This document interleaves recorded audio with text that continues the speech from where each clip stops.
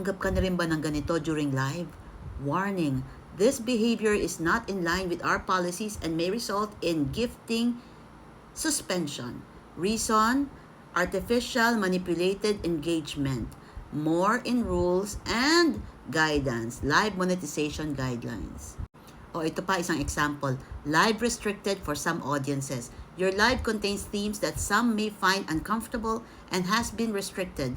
Reason, commercial disclosure and paid marketing. Mukhang lalong naghihigpit si TikTok ngayon sa live. Pero pag nakatanggap kayo ng mga ganyang warning, huwag kayong magpapanik, huwag kayong mag-end live kaagad.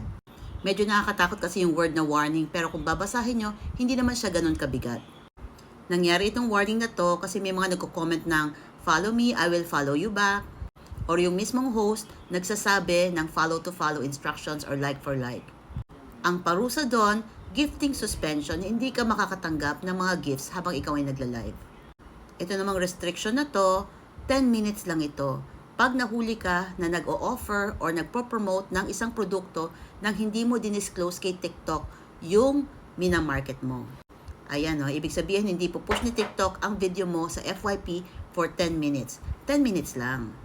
So when you receive a warning like this, basahin nyo maigi, huwag kayong magpanic, okay?